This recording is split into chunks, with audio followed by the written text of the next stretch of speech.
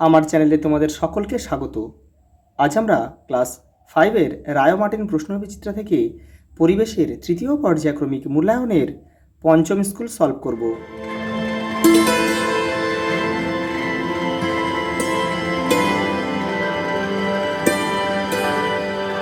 দেখো 5 নম্বর স্কুল, যারা আগের সেটগুলো দেখোনি তারা চ্যানেলের প্লে লিস্টে যাবে, ওখানে কিন্তু দেওয়া রয়েছে। ভারতে প্রথম যাত্রীবাহী ট্রেন চালু হয় 1853 খ্রিস্টাব্দের 16ই এপ্রিল।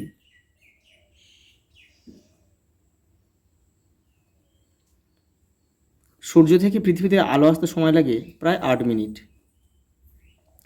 সুমেকার লেভি ধূমকেতুটি আছড়ে পড়েছিল বৃহস্পতি গ্রহে। সালটা ছিল, এটা মনে করে রাখবো তোমরা, 1994।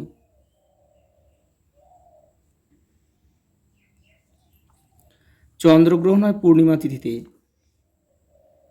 আর সূর্যগ্রহণ হয় কিন্তু অমাবস্যা তিথিতে।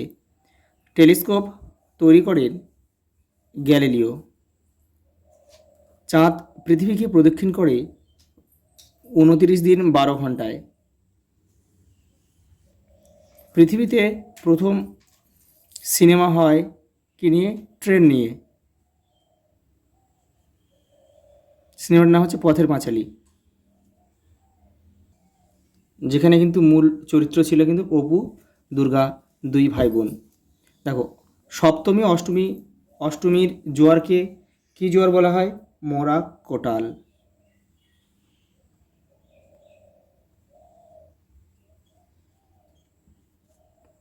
কত সালে সুনামি হয়েছিল? সুনামি হয়েছিল 2004 সালে।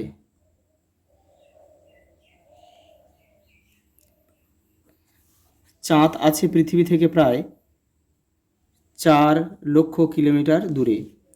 প্রেসার কুকারের প্যাকেটে ISI ছাপ থাকে। সেফ ড্রাইভ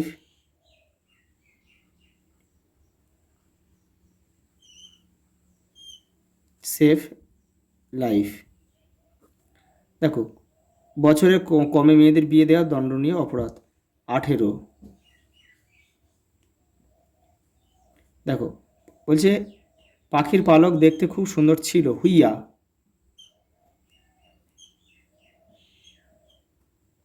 হুইয়া পাখির পালক দেখতে খুব সুন্দর ছিল। পরেরটা দেখো, সঠিক উত্তরের পাশে টিক চিহ্ন, ভুল উত্তরের পাশে কাটা চিহ্ন দাও। রানীগঞ্জ হলো পশ্চিমবঙ্গের একটি তেলের খনি। এটা কিন্তু ভুল হবে, এটা কিন্তু হবে কয়লা খনি হবে। কয়লা খনি হলে কিন্তু বাক্যটা সঠিক হতো। পেট্রোলিয়াম একটি অপ্রচলিত শক্তি। এটাও কিন্তু ভুল, কারণ পেট্রোলিয়াম একটি প্রচলিত শক্তি। প্রচলিত। পানশি হলো এক প্রকার ডিঙি নৌকা। এটা সঠিক। অমাবস্যার দিনে প্রবল জোয়ার হয়। এটাও সঠিক। স্কুল হাসপাতালের সামনে জোরে গাড়ি চালাতে নেই। এটাও সঠিক। পরের প্রশ্ন দেখো, একটি বাক্যে উত্তর লেখো। গৌণ জোয়ারের কতক্ষণ পর মুখ্য জোয়ার হয়? 12 ঘন্টা 26 মিনিট পর। সূর্যের পর সবচেয়ে কাছের নক্ষত্রের নাম কি?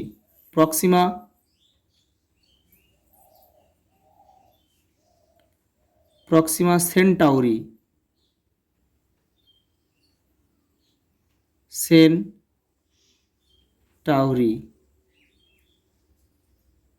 পরেটা দেখো, একটি লুপ্তপ্রায় পশুর নাম লেখো। গন্ডার। বা লেখা যায় বাংলার বাঘ বা রয়্যাল বেঙ্গল টাইগারও তোমরা লিখতে পারো। হরপাবান কোন অঞ্চলে দেখা যায়? পাহাড়ি। পথের পাঁচালী বইটি কার লেখা?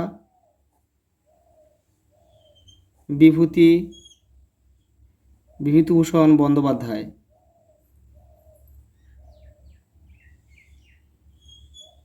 আর পথের পাঁচালী সিনেমাটা করেছিল কিন্তু সত্যজিৎ রায়। অ্যাসিড বৃষ্টিতে কোন কোন জিনিসের ক্ষতি হয়? মাটি, গাছপালা, সৌধ। ভুটানের কোথায় একটি জলবিদ্যুৎ কেন্দ্র আছে? ঝালং।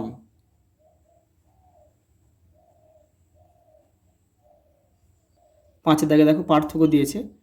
প্রথম হচ্ছে প্রচলিত শক্তি ও অপ্রচলিত শক্তি, দেখে নাও। এই যে দেখো, প্রচলিত শক্তি এই শক্তির ব্যবহার বেশি, অপ্রচলিত শক্তি এই শক্তির ব্যবহার কম।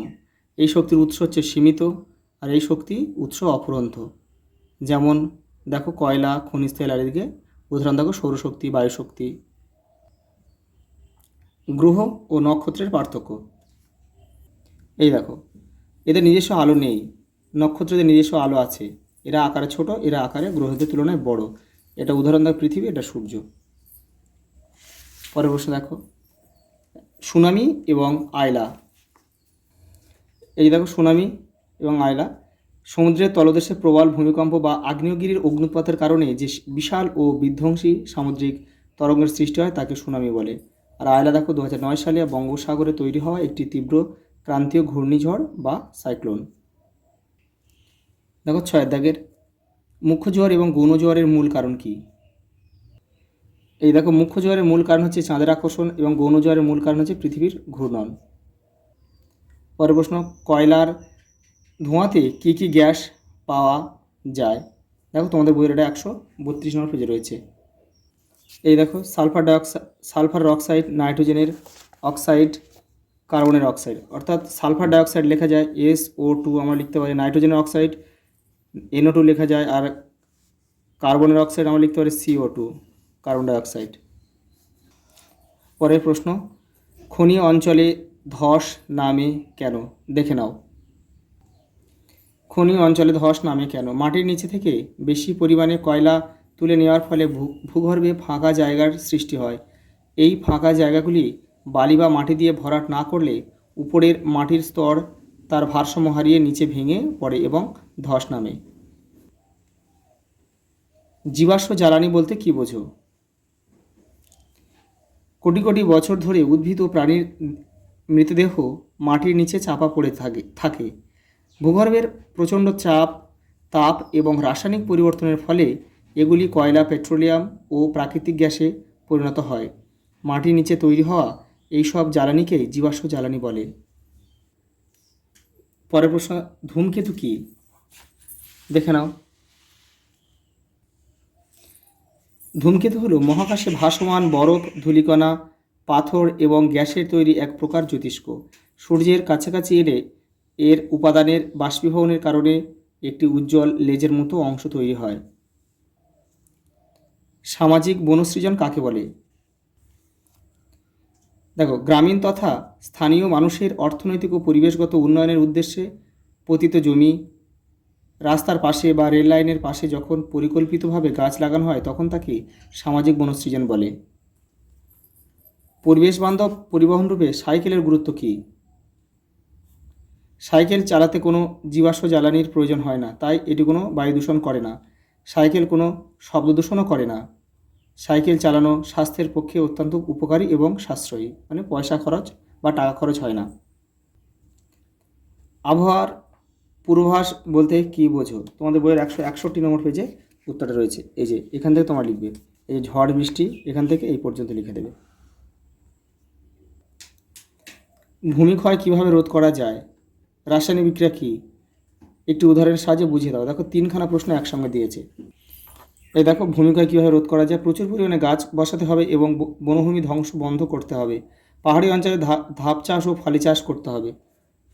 দেখো রাসায়নিক বিক্রিয়া কাকে বলে? দেখো, যে বিক্রিয়ায় এক বা একাধিক পদার্থ সম্পূর্ণ ভিন্ন ধর্ম বিশিষ্ট এক বা একাধিক নতুন পদার্থের পরিণত হয় তাকে রাসায়নিক বিক্রিয়া বলে। দেখো, কার্বন এবং অক্সিজেন যুক্ত হয়ে CO2 মানে কার্বন ডাইঅক্সাইড তৈরি হয়েছে।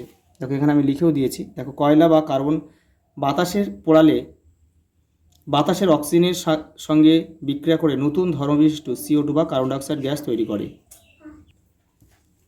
চিত্রসহ সূর্যগ্রহণ ব্যাখ্যা করো।